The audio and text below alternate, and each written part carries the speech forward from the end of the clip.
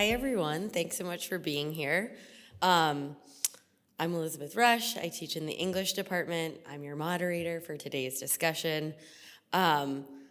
This format is going to be pretty standard, so I will briefly introduce each of the speakers now, and then each of them will come up and share some prepared remarks for about 10 minutes. And once we hear from every person, all of us will sit on the stage here and I'll moderate a conversation amongst us for about 30 minutes. And then we'll open the floor to questions, both from folks at home and from folks in the audience. So in short, I'm going to do my best to get out of the way to let our panelists speak. If I do my job well, you will hear very little from me today. So on that note, the main thing that I want to do is just give you a sense of who's going to be on the stage and who's going to be speaking tonight. Our first speaker is Gwendolyn Purifoye. She's an assistant professor of racial justice and conflict transformation at the Keough School of Global Affairs at the University of Notre Dame.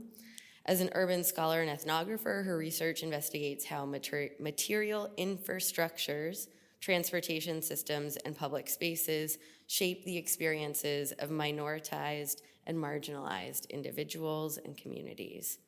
Purifoye has spent several years conducting extensive fieldwork in Chicago, Washington, D.C., and Newark, where she examines the lived experiences of Black and Brown folks in public places and neighborhoods. Her first book, Race in Motion, Public Transportation and Restricted Mobile Spaces, which is under contract with NYU Press, uses ethnographic and archival data to examine how public transportation is used to support persistent inequalities, inequities that are racialized, spatialized, materialized, and embodied. So she'll speak first. She'll be followed by Myles Lennon. Myles Lennon is an environmental anthropologist, Dean's Assistant Professor of Environment and Society and Anthropology here at Brown, and a former sustainable energy policy practitioner. His first research project explores the intersectional dimensions of solar infrastructure in New York City, illuminating the sensorial and emotional power of renewable energy in a gentrifying skyline built on racial capitalism and threatened by climate collapse. He's currently conducting long-term research on young Black land stewards' complex efforts to navigate settler colonialism, redress white supremacy through land-based labor in the United States. His research has been supported by the U.S. National Science Foundation, the Ford Foundation, and the Venner Gren Foundation. And finally, we'll hear from Gerald Torres, who's stuck in traffic and will be coming in, like sneaking in at the last second. Gerald is a professor of environmental justice at the Yale School of the Environment with a secondary appointment as professor of law at the law school. A pioneer in the field of environmental law, Torres has spent his career examining the intrinsic connections between the environment, agricultural and food systems, and social justice. His research into how race and ethnicity impact environmental policy has been influential in the emergence and evolution of the field of environmental justice. His work also includes the study of conflicts over resource management between Native American tribes, states, and the federal government. So first, I'd like to invite Gwendolyn Purifoye to the stage. Please welcome me. Please join me in welcoming her. Good afternoon. Thank you so much, and thank you, Dr. Leroux, and to all of Brown. Excited to be here. And so, as mentioned, my area is urban spaces and places, in particular, public transportation areas. So today, I want to talk about, just briefly, and hopefully I won't go over my time, so give me a cue when I get close to it, about looking at environmental justice and environmental injustice through a mobile lens, which often is not at the forefront of our discourse on environmental spaces. So when I think about environmental justice, to talk about justice presuppose that there must be somebody talking about injustice, right? It's like otherwise we just would talk about the environment itself for it. So when I think about what's going on, I began thinking about, the injustice, the end part of it, and those who are in those spaces of disadvantage, those who are in those spaces where disparities are happening, those who are in those toxic corridors, right, in our urban spaces, but also in rural areas as well, but those who also are in areas of extreme vulnerability. And also considering those who are on the periphery of society, but also those who are slighted, and therefore their spaces are often considered and made to be blighted at the same time, and those who are in those out groups. But how that they are situated through various mobile spaces, thinking about spaces, places, race, and class. So these two pictures that I have up here are from my field work, both from the south side of Chicago. And as you see in that top space, it's a bus stop that sits in front of a space that's not, and necessarily the environment is not pleasant, right? And we think about air, water, and land, but I want to talk to you more about mobile and built environment spaces and the injustice in those particular areas. In the picture from on the bottom, also on the south side, you see a person waiting for a bus, for the number 29 bus, which also tends to be one of the oldest buses in that particular system. And to think, and these pictures were taken almost 10 years apart. Right, so, and if I go back to those same areas, not much has changed. What does that mean for the people who are in those areas and where we see injustices that are concentrated, right? Concentrated, because they tend to be in those same places that also are bearing the burden of the unpleasantness of stratification. Because there is pleasantness, right? If you are wealthy and if you are in aesthetically beautiful places and have good air to breathe and clean water to drink, right? That's the good part, right, of stratification. And so, thinking about like the built environment, what tales do we learn from mobility, right? And I thought about like the rights that people have when we think about where we live, the right to feel safe where we live, right? The right to thrive, the right to be able to walk and to socialize and to sleep without interruptions. And what we know also in the United States and in many other parts of the world, where you live determines what that outcome is for you. But then, like, when I think about, like, where we live and where we move and where we socialize and where we interact with our family, also that right to spatial peace, right? And what does that mean? Like, that right to be free of outside investments and encroachments upon your community. Because some people get to have that right and exercise that right. They don't have to worry about their neighborhoods being bulldozed through. They don't tend to worry about not having clean water, having roads that are dilapidated. They don't have to worry about a lot of toxins coming from various vehicles or from trains derailing or blowing up in their communities, right? That's part of that spatial piece. But also a right to aesthetic health, right? To be able to see trees. I mean, this campus is gorgeous, right? And like, what would it mean to attend Brown without trees, without flowers, without grass in that area? How does that change our experiences? And when we think about what does that mean when we're living through that environment every day, right? Not including the things that we don't see, which I'm sure the other panelists are going to talk about, those things that we don't see that impact. And then that right for embodied care, because we take in our environments and we carry our biology and our biographies everywhere we go. But that right to feel cared for, but not attacked by policies and crude and gross capitalism, right? That right to that embodied dignity, to be able to move through spaces. And look at the top picture there. I took that when I first started going out and collecting data. And again, this is along a bus route, right? This is what you see. Those gas pumps have got to be from the 1970s, right? Like before most of our time. And this is part of your everyday. What does that message does that send about your embodied care? What's seeping into the soil? What's seeping into the areas?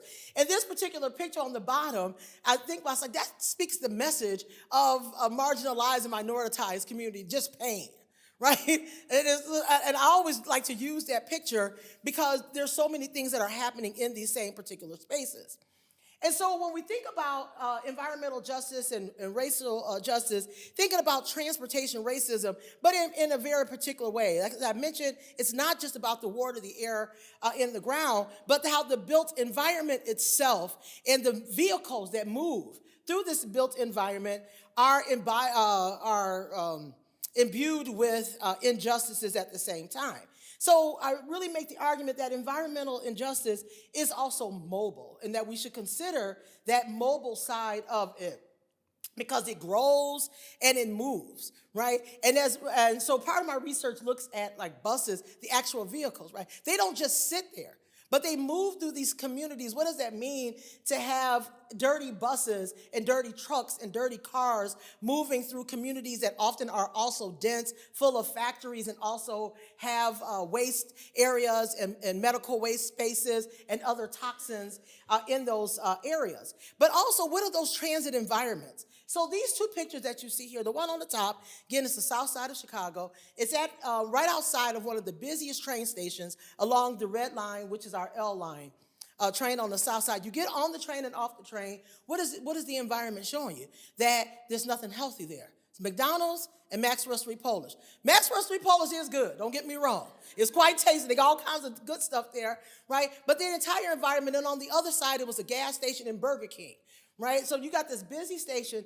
At this exact same station, over 15 buses come into this station, and before they redid it in 2017, these buses created a heat island where people were waiting for the bus, sometimes for 30 minutes, sometimes for 45, all depending, in these small areas.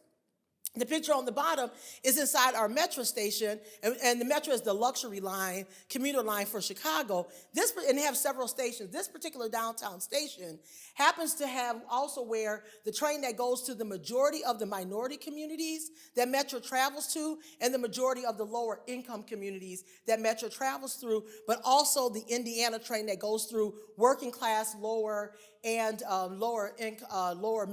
middle class communities as well. This is, for those who are differently able, this is the joy that you get to get on that elevator, which tends to be broken, right? But also is usually dirty and has a lot of offenses to the senses.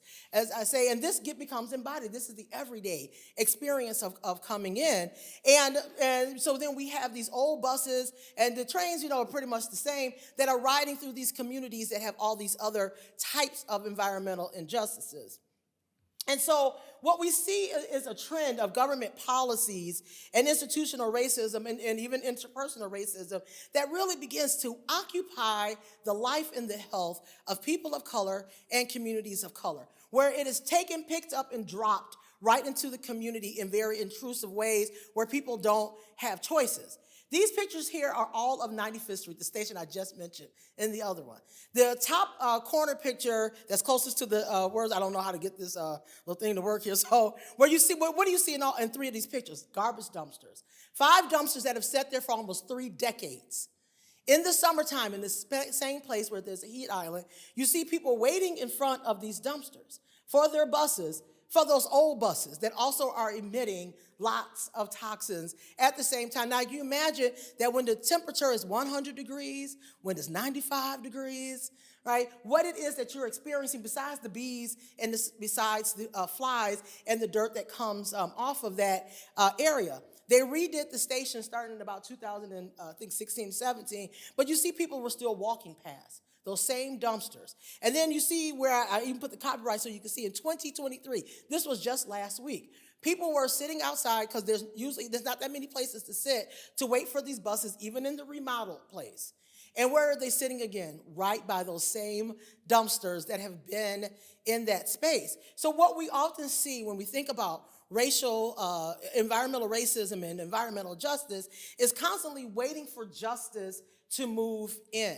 Right, waiting for the newer buses to come in, the clean buses. And when you look at the landscape in the city of Chicago, in particular in other cities that I've studied, the newer buses are in the more white neighborhoods and the wealthier neighborhoods, but they are not the buses that have the highest ridership.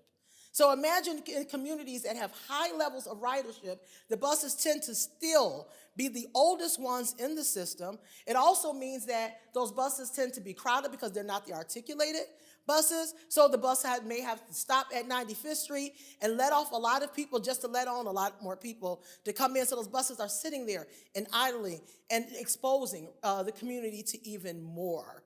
And I'll talk about this more when we get to more of the discussion side, and I'll turn it over to our next speaker. Thank you.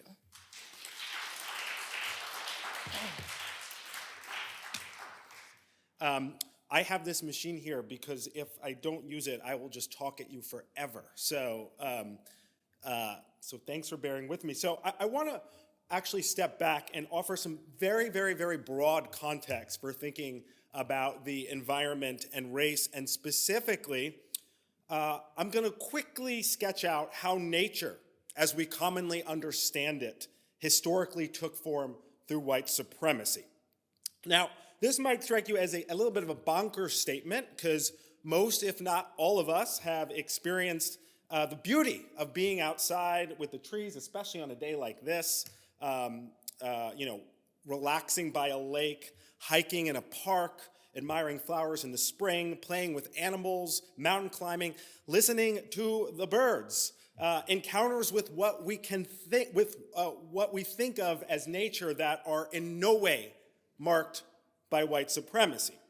So to say that nature emerged from white supremacy might seem entirely nonsensical. With that said, many of you, I think, already know that race is intimately connected to the acute environmental challenges that we as a society face today. Communities of color and global south communities are disproportionately vulnerable to droughts, wildfires, rising sea levels, species loss, deforestation, and climate change. And white communities are disproportionately culpable for these environmental problems. But even if we recognize that environmental problems affect people differently across racial lines, that doesn't mean that nature, in and of itself, is white supremacist, right? So why am I connecting the concept of nature to white supremacy? Now, to answer this, we need to first understand what we mean by nature. According to Raymond Williams, nature is the most complex word in the English language, so we're certainly not going to comprehensively define it today. But of the many, many, many understandings and definitions of the English word nature, it is very commonly understood as, quote, the phenomena of the physical world, collectively, especially plants, animals, and other features and products of the earth itself, as opposed to humans and human creations. And this particular understanding of nature emerged in the latter half of the 17th century, and it actually has no real correlate in non-Western languages. While this definition of nature has been translated into almost every single language, historically, outside of English, many languages do not have a conception of nature that is opposed to human culture or humanity. Anthropologist Philippe de Scola argues that the overwhelming majority of human societies across time and space had no conception of the firm nature-culture binary, what's known as naturalism, and that historically, almost all cultures and societies embrace animism, totemism, or what he calls analogism.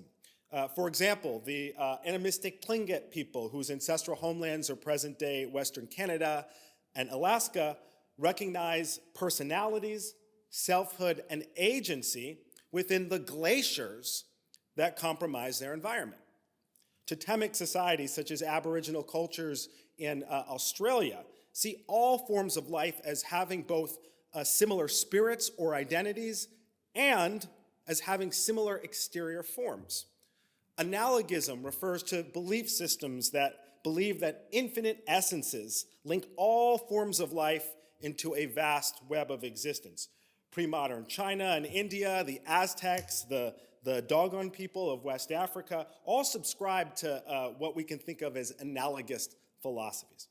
And while there's great diversity in how these very different cultures conceptualize what we in English call nature, across most, if not all, of these contexts, nature lacks alterity, which is to say that nature is not seen as an other that defines who we as humans are in contradistinction, as it is in modern English. And specifically, in the first years of the Enlightenment, the non-human world was understood in Euro-American thought as desolate, barren, and a waste. The first European colonists viewed the land that they had violently dispossessed as hideous and desolate wilderness and savage.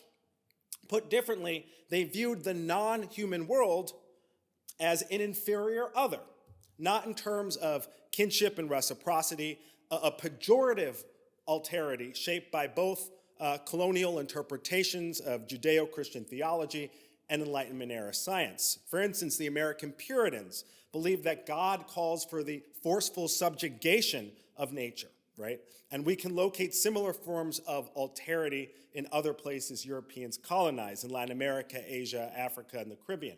The forests, climates, animals, vegetation, and temperatures of all of these places were all demonized in different but very similar ways, as these environmental conditions allegedly necessitated colonial subjugation. And quite crucially, this environmental alterity went hand in hand with indigenous genocide, as the colonists, at least in North America, used the same term, savage, to describe both the forested lands they occupied and the indigenous human beings whose ancestral homelands were those forests. So nature and indigeneity co-constituted the slot of the non-human other, the non-human savage, right? And in the 18th century, the category of non-human savagery was extended to enslaved Africans across the colonized world. So it's no coincidence that Euro-American colonists regarded their environment, indigenous peoples, and African slaves as non-human, conceptualizing humans as masters of nature with a divine right to, in the words of Francis Bacon, establish and extend the power and dominion of the human race itself over the universe. And out of this philosophy, I'm doing a lot of simplification right now, so hopefully you're following along, but out of this philosophy came an understanding of humanity as superior to the entirety of the non-human world, including flora, fauna, and black and brown human beings, the inferior other to the Euro-American norm. Along these lines, modern scientific understandings of nature and climate change were developed in tandem with anti-black colonialism. Specifically, the first European naturalists in the 18th century actually traveled the world in slave ships, so as to collect plants, animals, rocks, and fossils from colonized places, most notably slave plantations. The transatlantic slave trade quite literally enabled the collection and transportation of the so-called specimens of nature that were the basis of the transformative work of Darwin and Linnaeus and the first contemporary theory of climate change in 1799, even if Alexander von Humboldt was an anti-racist of sorts. So naturalists were institutionally in cahoots with European slavers, and their research and museum operations were all funded through the transatlantic slave trade.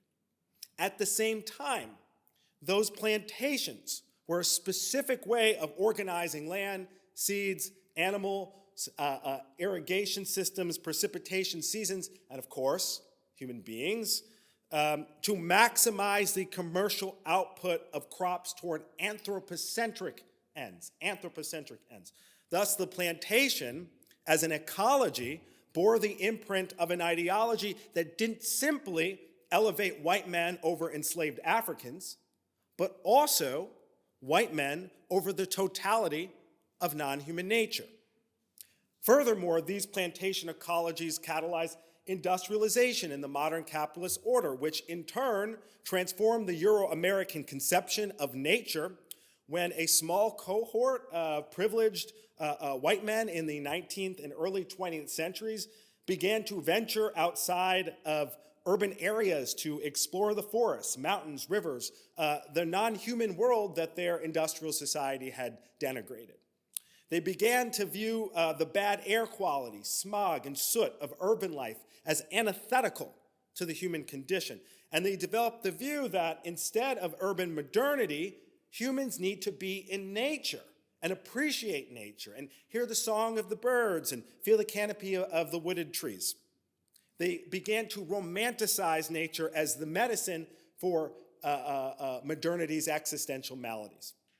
And out of this romanticization, they established environmental conservation, the idea that humans need to manage, protect, and improve plants, forests, animals, and other so-called natural resources for future generations.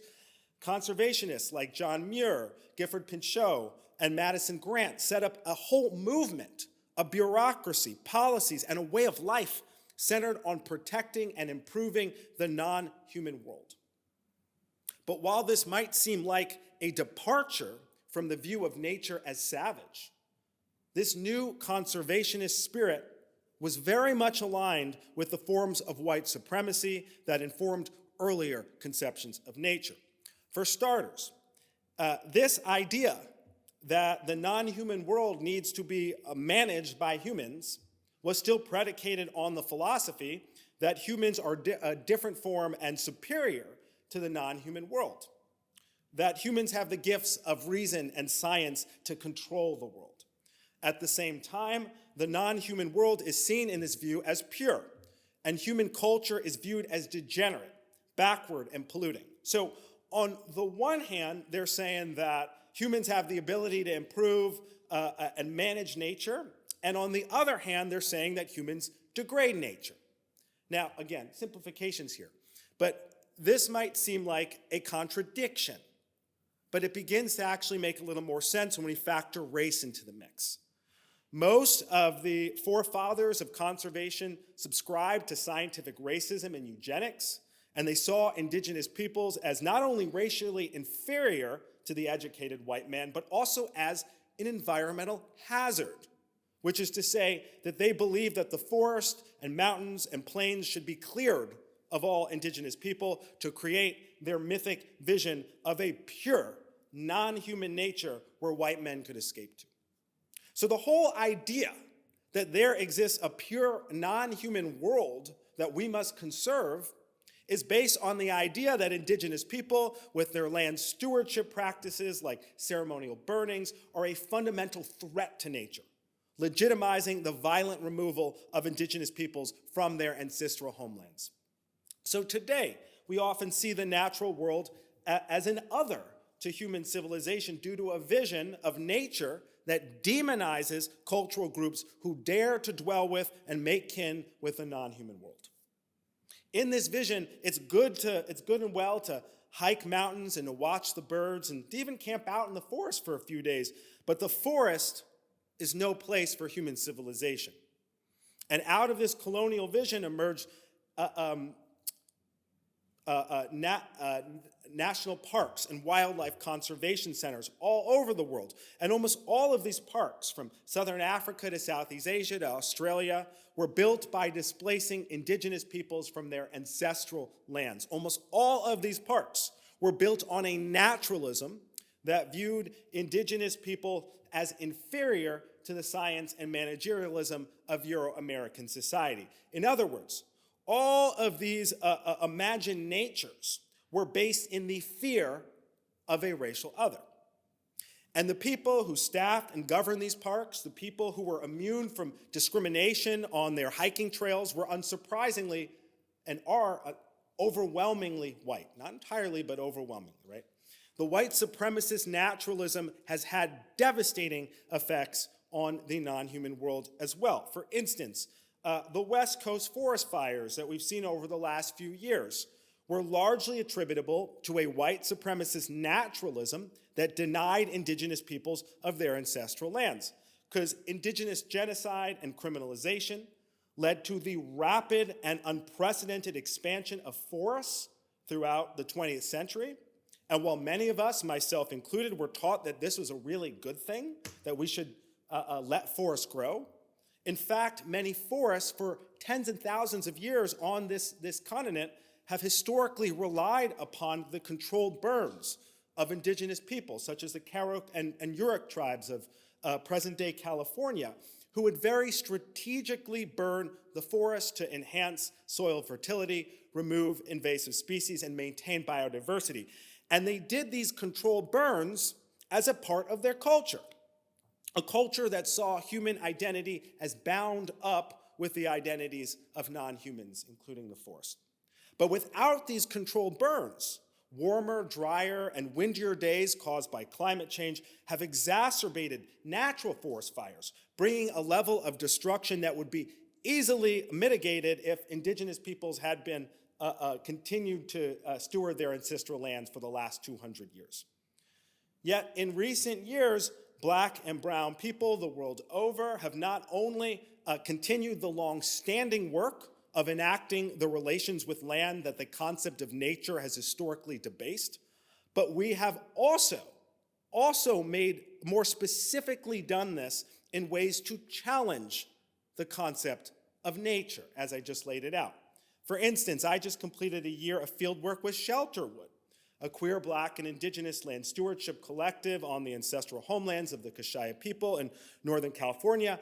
And Shelterwood recently acquired a 900-acre redwood forest from a Christian sleepaway camp, and they're bringing indigenous fire ecologies, that's me there, at an unprecedented scale back to this colonized, overgrown lands, and they're bringing human communities back through a retreat center and decolonial artisan residency.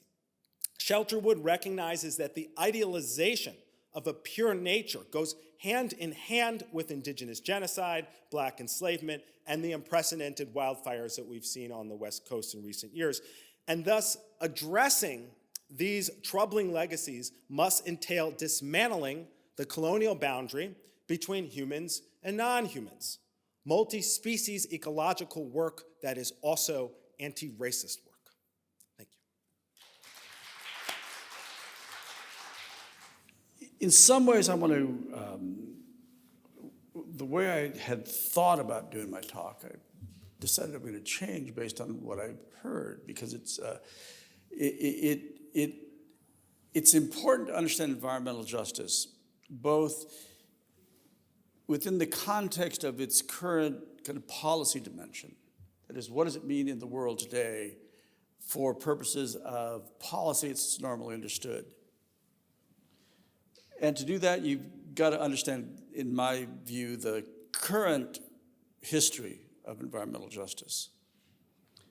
But to understand environmental justice claims deeply, you have to do the deep history too, and it's important.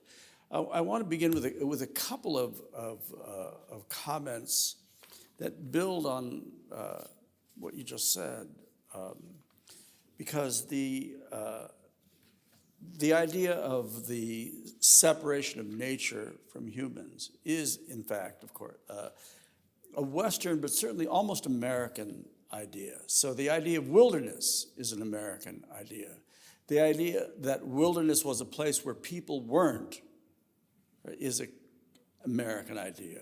It's the thing that justified the dispossession of Native people from the Western landscapes that were being preserved.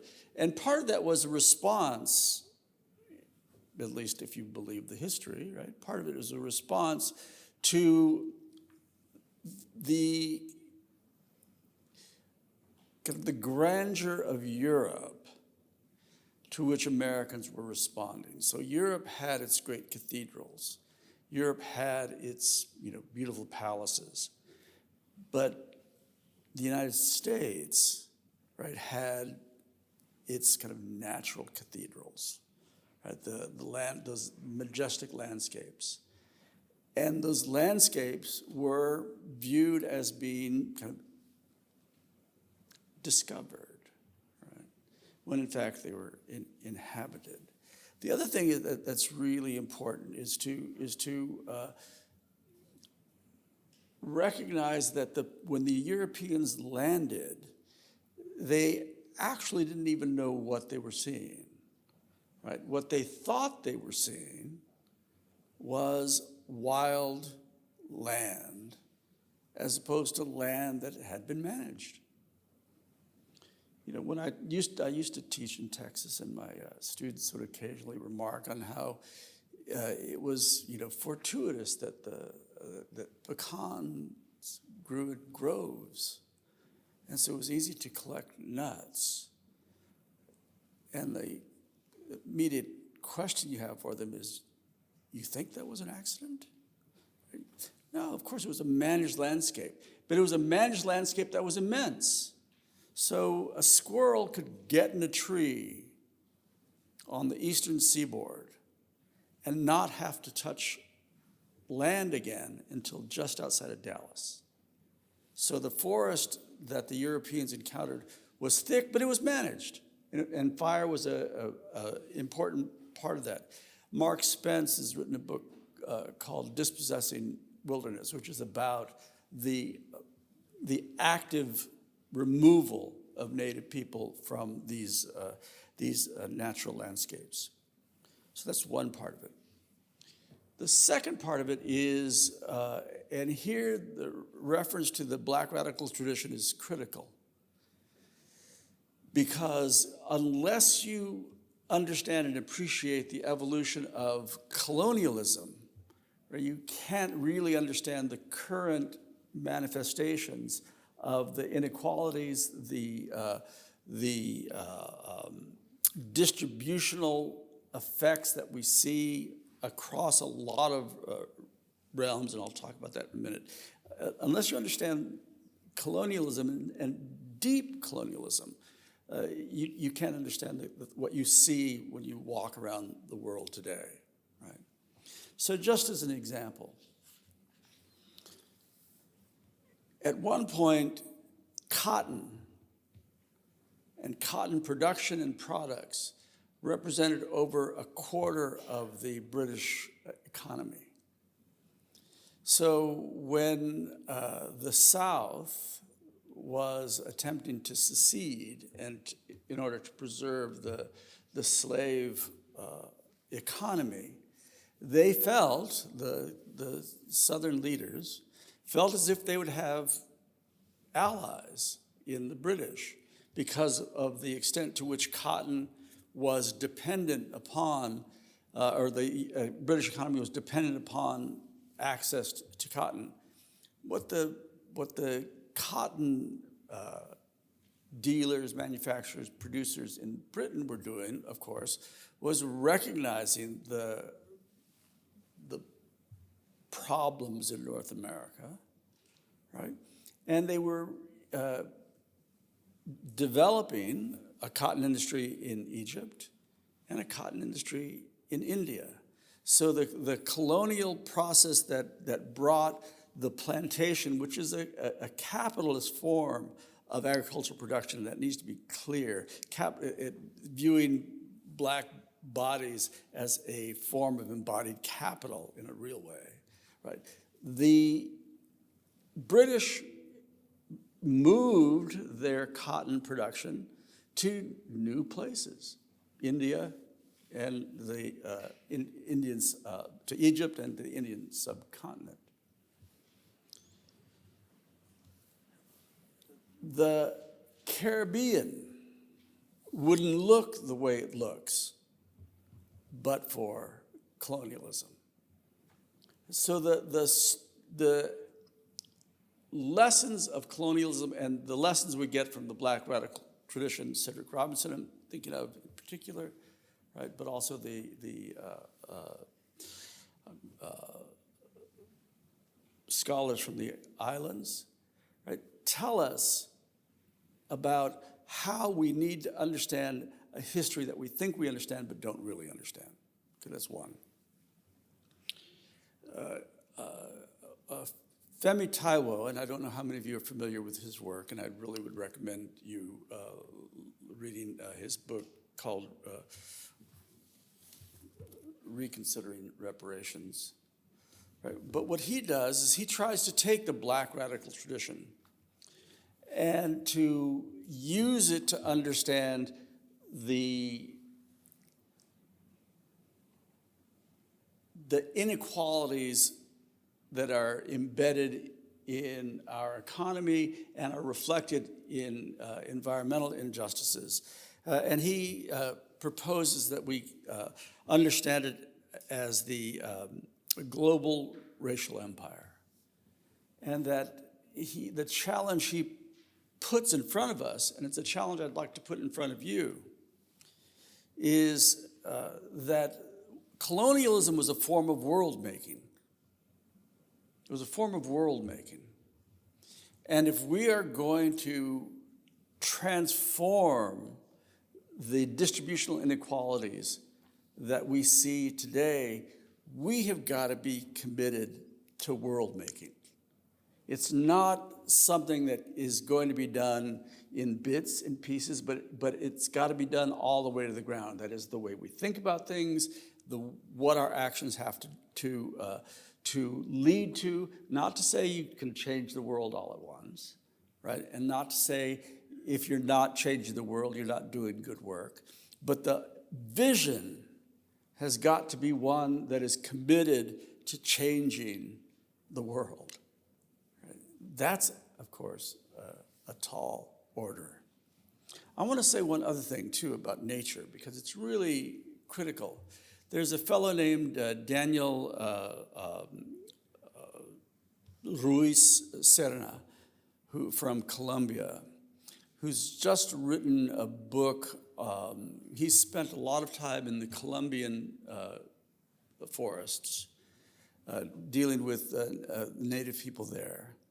And what he wanted to discover was the impact of the quarter-century-long civil war in Colombia on the way in which the native people, and by native people, I'm also including maroon communities along the Pacific coast of Colombia, the way in which they related to the natural world, and how the imposition of the violence of the Civil War, in fact, changed the forest in fundamental ways, so that things that could be worshipped in the past couldn't be worshipped anymore because they'd been defiled in profound ways. And so there's a deeply cultural element to it, bringing it closer to home.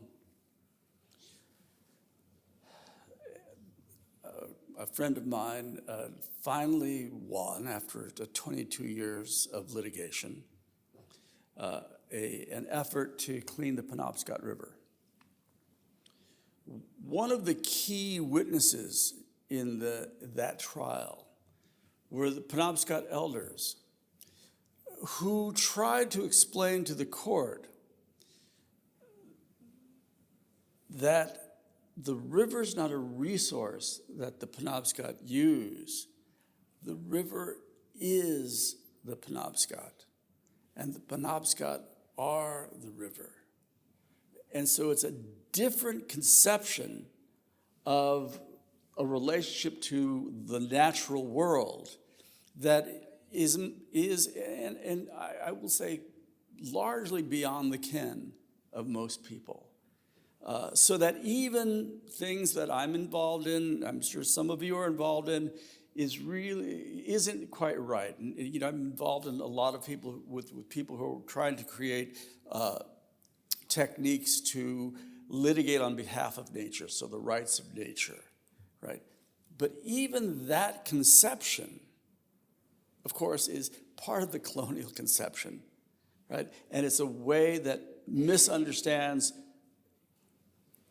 in really critical ways how nature ought to be understood and how we could benefit by transforming our own connection to the natural world, so that we become part of the natural world, not separate from it, that it constitutes us rather than just we constituting it. Okay, all right. So all that's like deep background that and we could I could spend the rest of the time I have. And how long do I have? Like 7 days? Is that what you said? 15 minutes maybe. Just excavating those ideas, and I'll be happy to talk about them in the discussion. But what I want to talk about now is kind of the modern environmental justice movement. And one other point that grows directly out of your remarks. I have some graduate students now who are doing research on both bird census, historical bird census, and urban mammal census. And one of the things they've discovered, right, is that the wider areas of the cities have more birds, or at least more birds that have been counted. Okay, so that raises a couple of questions, right? One is, where did the people who are making the bird census feel comfortable going to take account of the birds, right? That's one. Second, how does the access to green cover, how is it distributed in a way that changes bird patterns, right, that might in fact create differences in the censuses? Now, we still have to uncover that. There's a wonderful documentary, if you watch documentaries, that I'd urge you to watch. It's called The Central Park Effect, which is about the impact of Central Park on the transformation of bird migratory patterns, right? So it's interesting just in that kind of superficial sense, but it's interesting in a deeper sense too, right? Because what it leads you to reflect on is how we are deeply like reconstituting the natural world, even when we think we're not, right? And we have to be conscious of that. Okay. I first got involved in environmental justice before probably half this room was born. Some of you were probably born, but back in 1987, when I went to a meeting in Detroit with a group that doesn't exist anymore, but it kind of exists in a new form in the Blue-Green Alliance. But it used to be called Environmentalists for Full Employment, which is a union-based environmental group. The Urban League in Detroit and the Sierra Club. Now, this is another data point on how old I am, right? I was a member of the Sierra Club when it was a club, right? All y'all think of it as like a membership organization, right? But it actually used to be a club, right? And you had to be invited to join by a member. They decided that was not a path for growth, right? I, of course, well, I won't say of course. I resigned my membership in the Sierra Club because of their policies in relationship to immigration. And, John Muir is a problematic fellow. Let's be honest. He's a problematic fellow, okay? All right, so I went to that. And two issues arose from that. One is the distribution of environmental burdens is plain to see. And it's color-coded. Okay, it's color-coded. It's one. Second, big green groups were also mainly big white groups. And if big green was going to be an advocate for the environment, it had to have other people than besides the conventional historic conservationists. And so the process of integrating the environmental groups was viewed as a critical step to transforming the way in which environmental protection was changed from its conservation roots to one that's rooted in justice, okay? But if you just focus on the distribution of the burdens, right, what that distracts you from is the processes through which the distribution of those burdens was created. And if you're going to transform the distribution of the burdens of our modern industrial society, what you've got to do is be involved before the environmental insults that are complained about are created and made, right? That's one. What it doesn't reflect, though, both participatory justice and distributional justice, what it doesn't reflect are the ways in which injustice is already embedded and built into the world that we live in, so that the things that we think of as just how things are, and this is why you're thinking about the kind of colonialism and the process of colonialism matter, because the way we think about the world as if it is the way it is because it has to be that way is in fact not true, right? So if you look at things like green cover, right, to talk about birds, to talk about green cover, and then you map that on top of redlining and other ways in which property value and access to property as a way to assemble wealth was distributed, what you discover is the things that prevented black people, but people of color in general, from access to the wealth creation mechanisms of modern society also map onto parts of the city that are have less cover. So what, you say? Well, the so what is this, right? The recent public health research indicates that neighborhoods without green cover have higher rates of asthma, higher heat indexes, and worse mental health. So access to green space, just access to green space, right, produces cleaner air because it captures particulate matter, right, and reduces the incidence of asthma, right? It reduces stress and also makes neighborhoods more adaptable to the changing climate. So I'll finish with this, right? That if you start to take apart the pieces that constitute the question of environmental justice and do it systematically, then we can ask where can we intervene, right? And Justice 40 that the Biden administration has proposed does two things. One, it wants to capture 40% of the benefits of environmental programs for underrepresented communities.